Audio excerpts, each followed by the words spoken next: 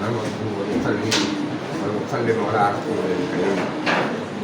Stage پہ بیٹھے ہوئے تمام اہل علم، معزز شخصیات، میرے مخاطبین، خواتین، اسٹوڈنٹ حضرات،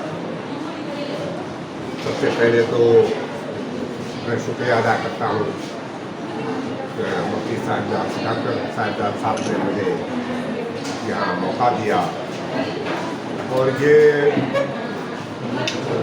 ایک تعزیتی ریفرنس ہے مرحوم مفتی محمد رحیم صاحب کے وفات کے حوالے سے۔ مفتی محمد رحیم سکندری کی شخصیت اور ذات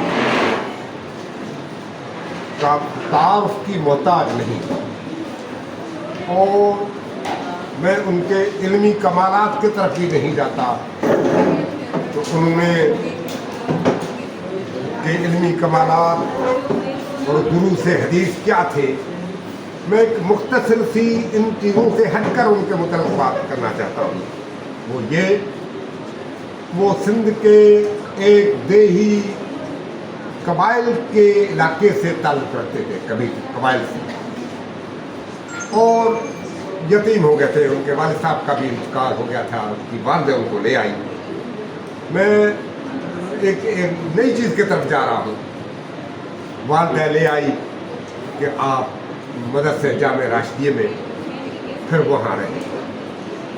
اب اس پورے رویداد کو آپ ذہن میں رکھیں، مسافر ہو، قبائل سے تعلق ہو، والد بھی دنیا میں نہ ہو، والدہ لے آئی ہو، یہ تو ایسے ہی ہے جیسے امام ابو یوسف کے ساتھ ہوا تھا، جس کو اہل علم جانتے ہیں۔ اور پھر وہاں بیٹھ کر جو انہوں نے کمال حاصل کیا، وہ ایک ہی وقت میں آپ مجھ سے زیادہ جانتے ہیں کہ خاندان درگاہ کو چلانا، پیر صاحب پگاروں کی درگاہ، ان کے ایک رسوم، ان کے ایک طریقہ کار بالکل جدا ہے، اور اتنے بڑے مریدین اور حرم ان تنظیم اور حر مجاہدین، ان کے اصول ضوابط انتہائی سخت ہیں۔ وہ ان کے خلیفہ بھی تھے، ایک ہی وقت میں ان کو بھی چلانا، اور ایک ہی وقت میں مدرسے میں بحیثیت مفتی کے کام بھی کرنا، یہ ذرا ذمہ داریاں سب ایک دوسرے سے متضاد ہیں۔ اور ایک ہی وقت میں شریعت کی پاسداری بھی شریعت کے مطابق کرنا، پھر جماعت کو بھی چلانا، اور اس کے ساتھ ساتھ خلیفہ بھی تھے، خلیفہ، اور خلافت اور پیران پگارا کی خلافت کی جو ذمہ داری ہے وہ عام درگاہوں سے جدا ہے، وہ بھی ان کے پاس تھی۔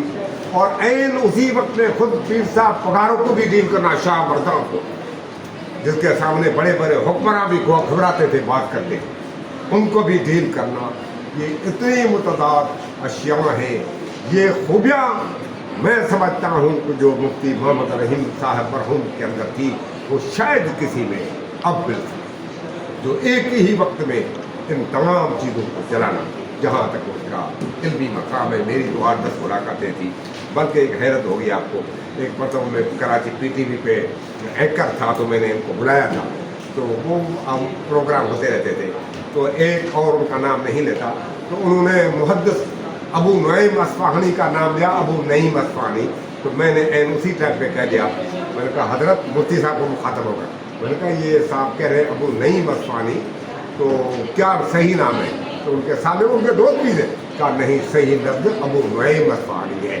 تو اس طرح وہ بڑے ہنس کے اپنے دوست کو بھی میرے سامنے ٹی وی پہ بھی اس کی اصلاح کر دی۔ تو ایک اہل علم مفتی جو ان کی خدمات ہیں، ان کو میں روشنی نہیں ڈالتا، میں ان کی شخصیت کو ایک جدا گانا طرف پہ بیان کیا۔ اللہ تعالیٰ مرحوم کے درجات کو بلند کرے، انہیں جنت کو بلند مقام عطا فرمائے۔ تھینک یو، مہربانی۔